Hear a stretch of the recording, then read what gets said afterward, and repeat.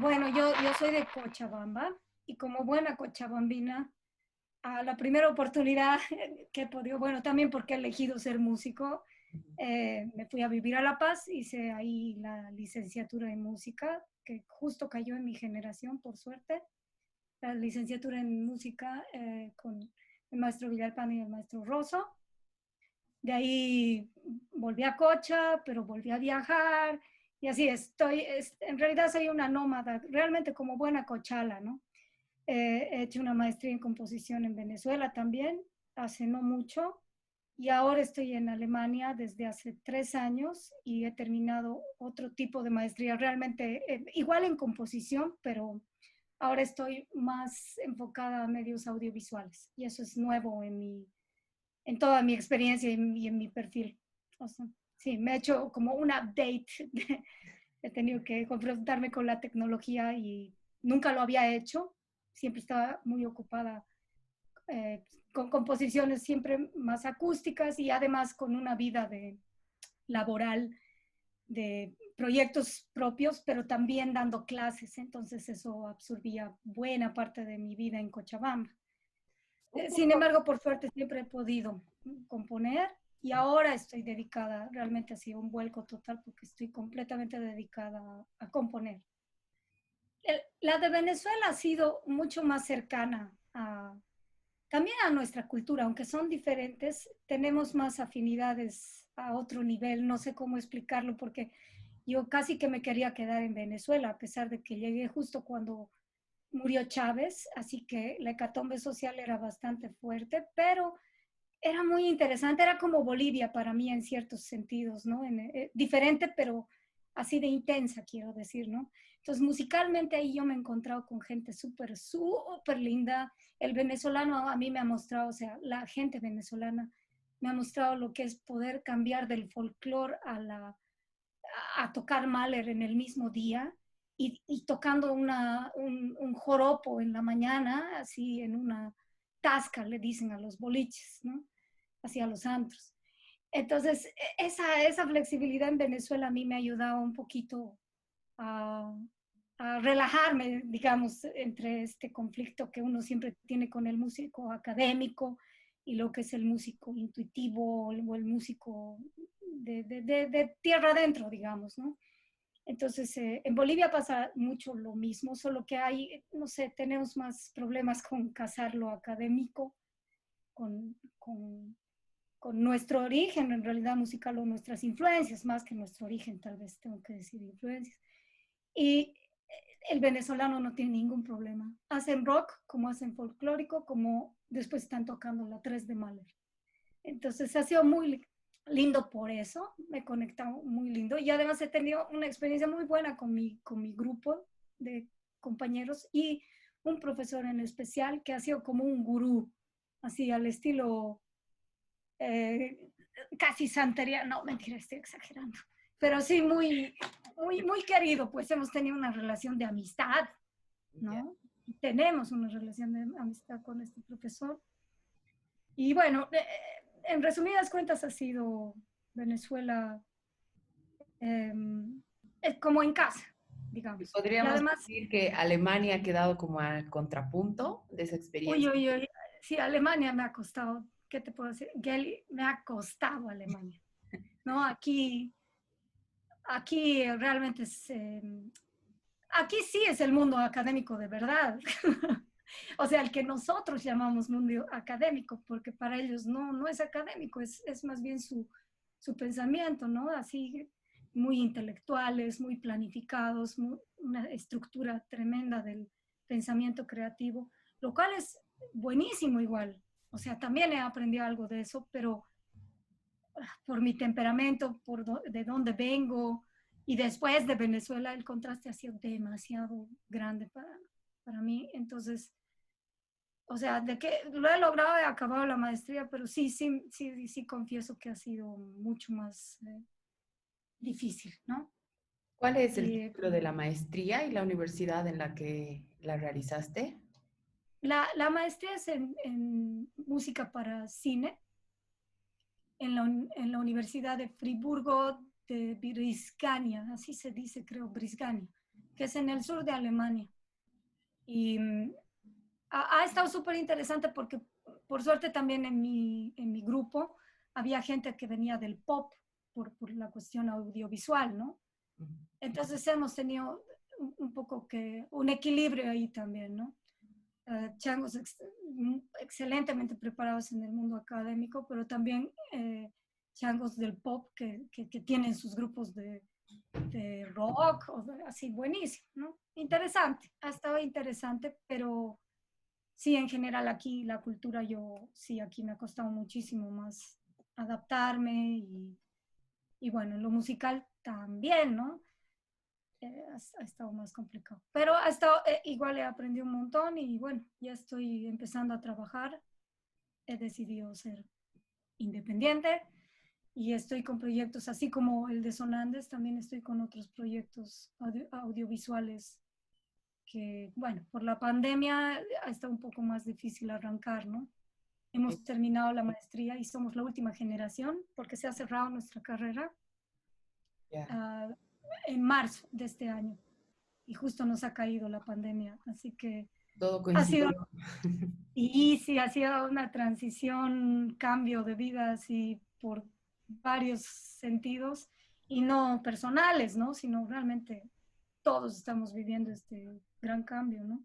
Si podríamos hablar un poco de tu trabajo como compositora, ¿cómo te describirías en esa práctica? A ver, uh, creo que no se me puede reconocer tal vez como que con un estilo, así, no sé, no me podría decir como que soy compositora de música clásica, no podría decir así porque tampoco no sé qué abarca realmente decir, pero obviamente trabajo sobre todo con instrumentos acústicos, ¿no?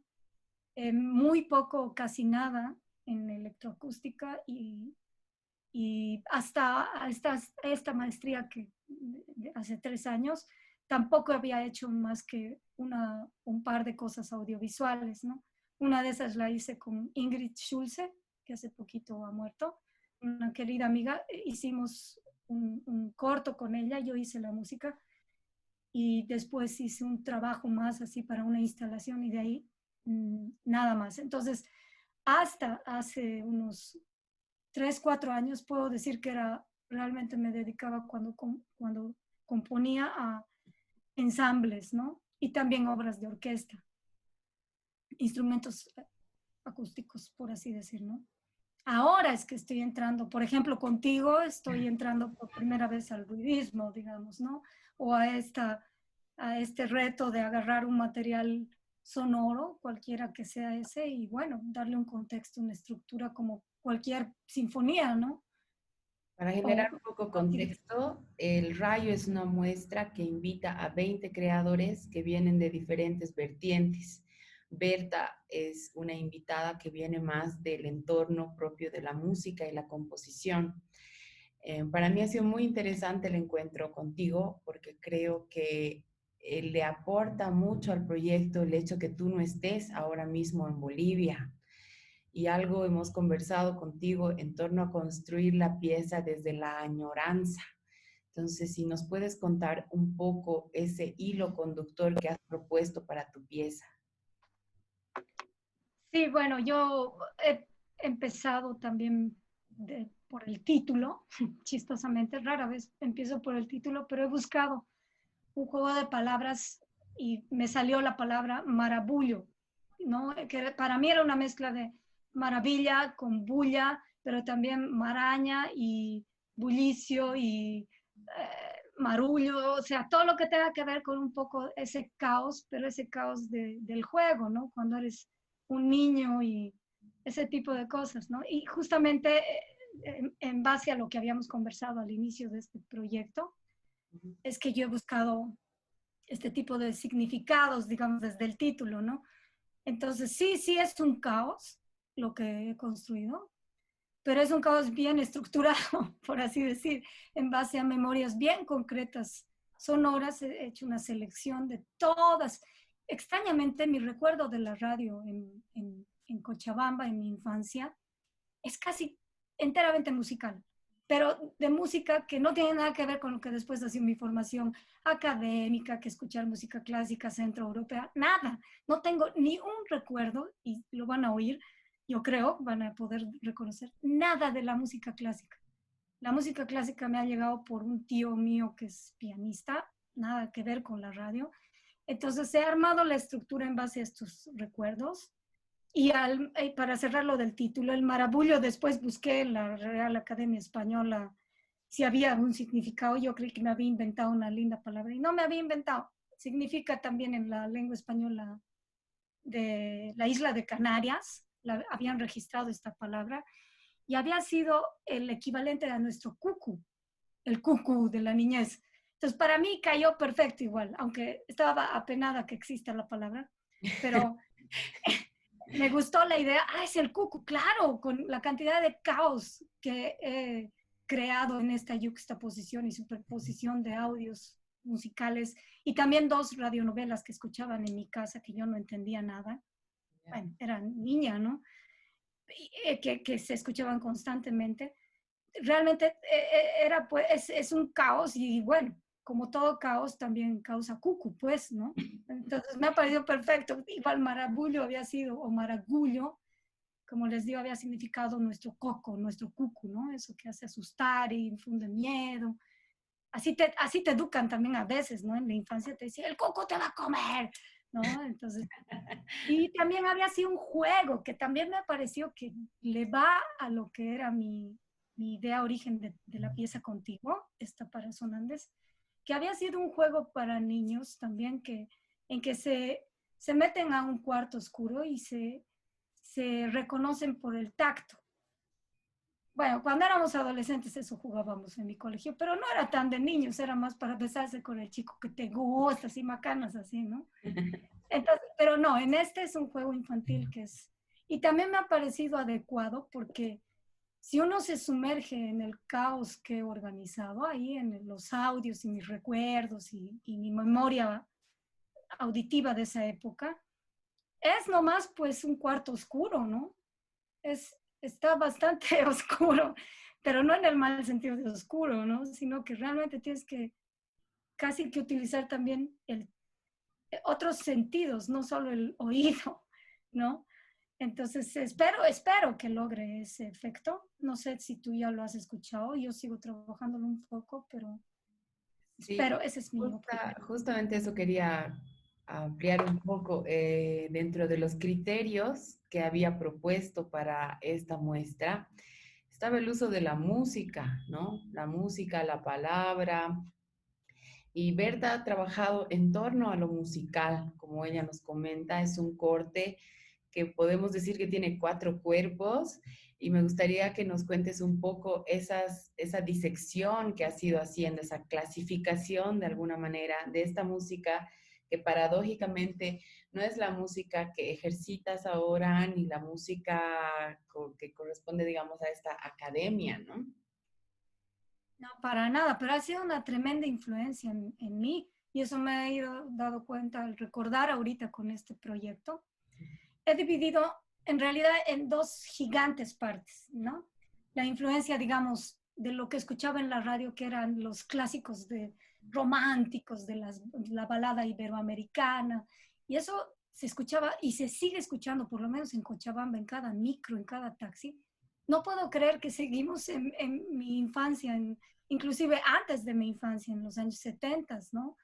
Audios de los 5 latinos, que era de cuando mi mamá era joven, yo lo he tomado como propio de mi infancia, esa música, ¿no? O música de Julio Iglesias o de Camilo Sesto. Entonces, toda esta primera sección tiene este pop balada, digamos, y también el pop gringo, que a pesar que no nos identificamos para nada con el inglés como después las siguientes generaciones en Bolivia sí lo han hecho, en los 90 tal vez ya más fuerte, pero sí nos llegaba harto por las pelis que estrenaban, los cazafantasmas y después escuchaba la música. Y entonces toda esta primera gigante parte la he dividido entre también las voces femeninas, que para mí eran un referente bien fuerte de la balada romántica, las voces masculinas y este pop, eh, desde Michael Jackson hasta la música que escuchaba después de los Cazafantasmas, ¿no?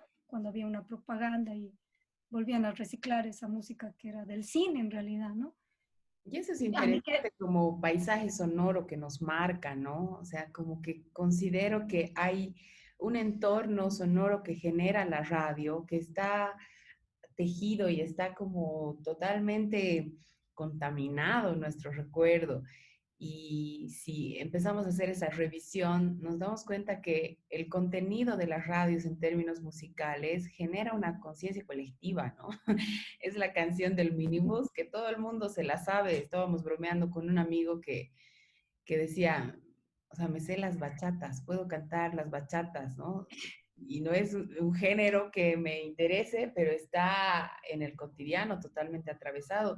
Y esto que dices de esa cuestión anacrónica en la música de las radios en Bolivia, igual para gente que no es de Bolivia o probablemente de América Latina, siempre es muy sorprendente que siguen ahí los clásicos de los 80 sonando con la misma intensidad que hace 40, 30 años atrás, ¿no? Entonces, es un fenómeno que a mí me llama mucho la atención, cómo hay esta cuestión tan loop de escuchar música de décadas y hay, no solamente es un encuentro, ¿no? Hay programas que están establecidos, todas las emisoras, las radioemisoras tienen un espacio para los clásicos, un espacio para lo folclórico, que creo que son cuestiones que no están tan advertidas en nuestra psiquis, ¿no? O sea, pero sí sí, definitivamente generan una construcción estética también.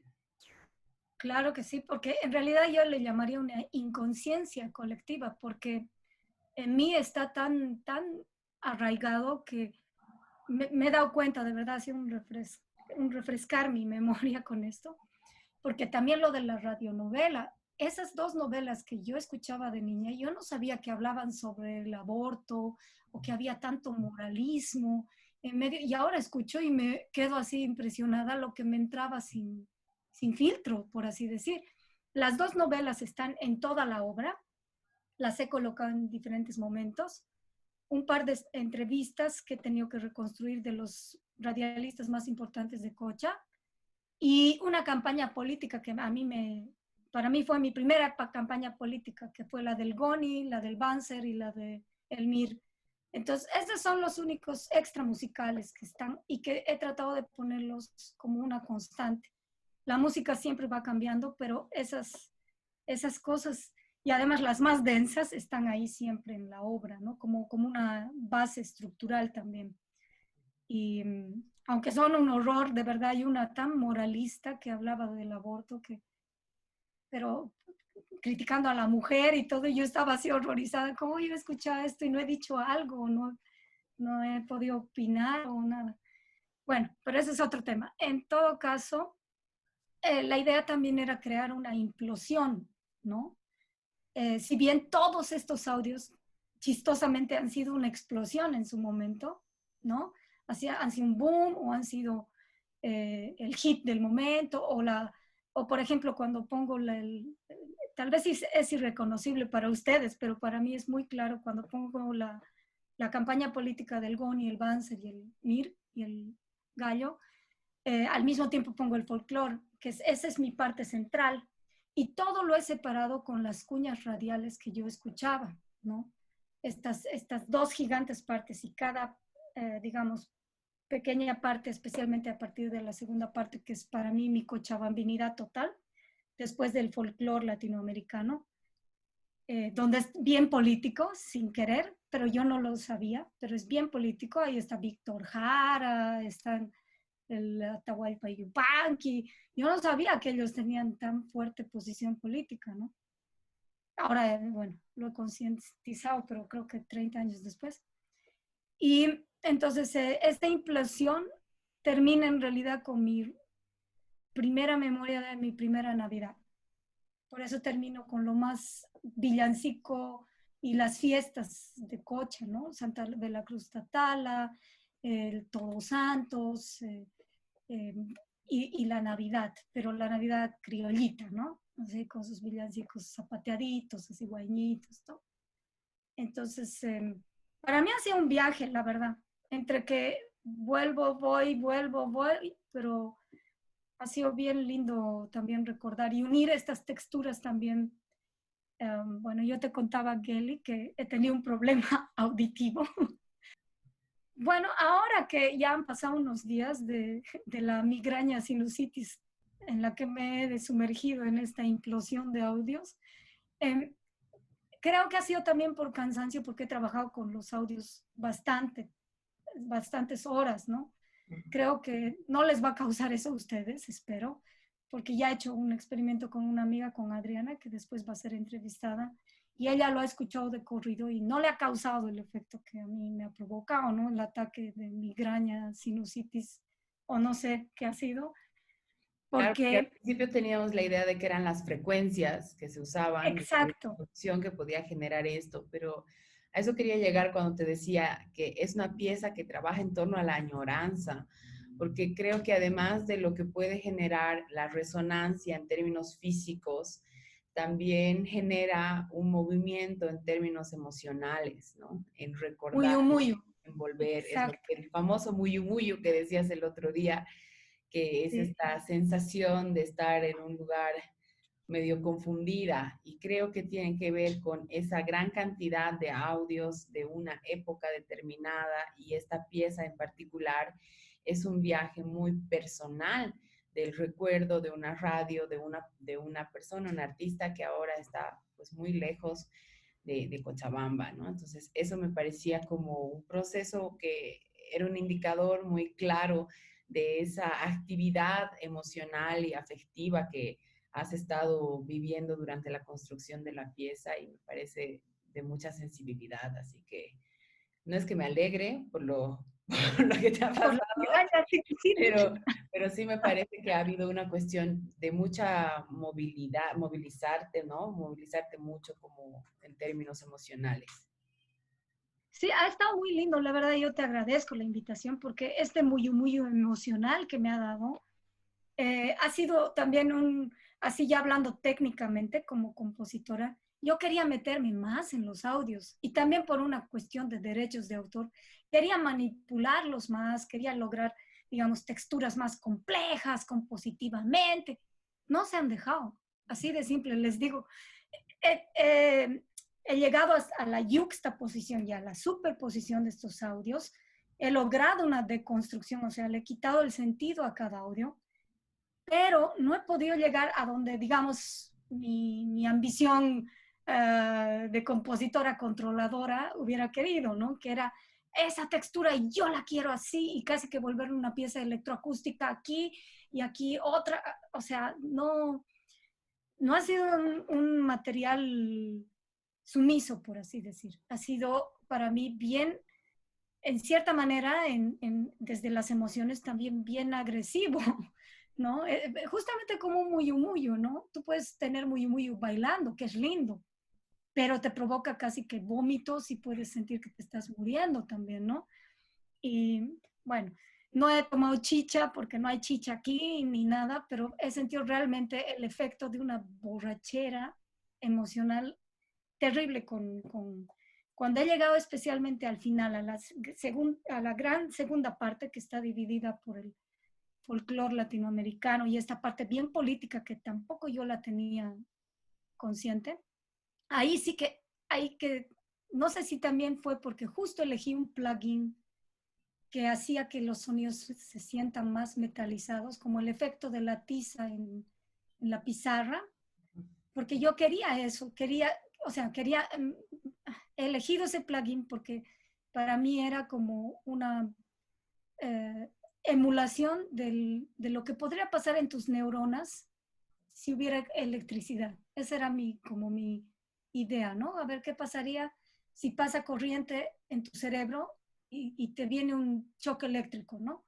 Que en realidad esa es la conexión. Entonces, eso es sentido físicamente hablando, o sea, me he electrocutado mi cerebro, ¿no? En esta segunda parte especialmente, ahí yo ya estaba realmente agotada la cantidad de veces que había escuchado, pero también creo que porque esa parte es la niña más interna que tengo. Ahí Ahora, está tierra adentro, los audios más tierra adentro que he encontrado y que me acordaba, ¿no? ahora la pieza se construye en ese momento, ¿no? Es una añoranza tuya a la niña de aquel momento.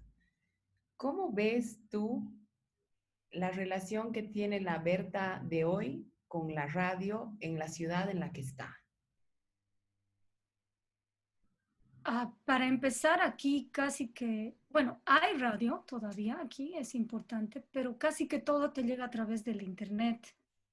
Por eso es que en Noruega han decidido desde el año 2017 ir sacando de a poco la frecuencia modulada, que es esta, o sea, la radio por onda, sino pasarla por Internet, ¿no? Y creo que aquí están en ese camino. No estoy al tanto en la radio alemana, pero sé que sí sé, o sea, de hecho todos tenemos que pagar radio y televisión, aquí es obligatorio. Ujú. O sea, te cobran un impuesto, aunque no tengas televisión ni radio y solo tengas tu iPhone, digamos, igual pagas, porque ellos tienen un aprecio, digamos, también un poco de añoranza, creo, así, o de tradición a la radio y televisión. Entonces, nosotros pagamos cada mes ese impuesto a la radio y televisión, imagínense. Y si ven un aparato extra de radio en otro cuarto en tu casa, te cobran extra, algo así es. Nosotros no tenemos ni una radio, pero aún así pagas. Me parece que el Entonces, año 2025 Alemania va a entrar a la misma normativa que el 2017 en Noruega y se van a suprimir las frecuencias moduladas. Entonces, esta investigación también tenía que ver con eso, ¿no? Identificando un poco la población que escucha la radio, con algunos creadores del proceso, como por ejemplo con David Arce, estábamos pensando en torno a que la radio no es realmente un medio que ahora escuche la juventud o la adolescencia, ¿no? O sea, nosotras estamos en ese momento en el que se dislocan las prácticas vinculadas con la radio y tenemos recuerdos del cassette y grabar cosas, pero en un segundo momento está ya el Internet y los medios interactivos.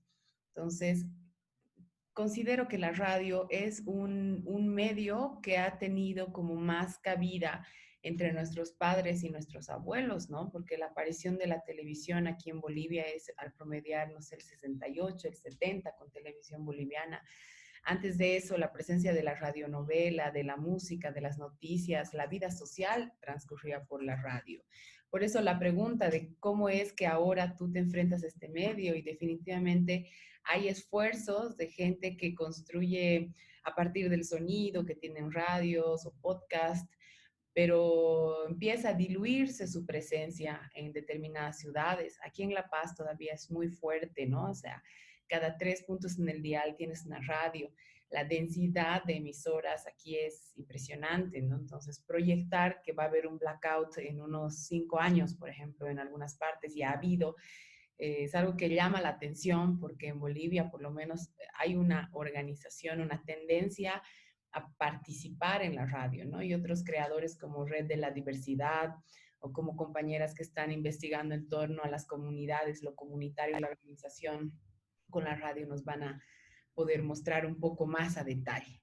Berta, muchísimas gracias por el tiempo, por la pieza. Les invitamos a todos a escucharla. Es un trabajo muy intenso, como les ha dicho ella, y creo que el resultado termina siendo como una evocación difícil de describir, difícil de poder dividirla en partes, pero la cuestión sensorial que genera la pieza es este gran muyu muyu del que hemos hablado. Muchísimas gracias, Berta, y un abrazo grande.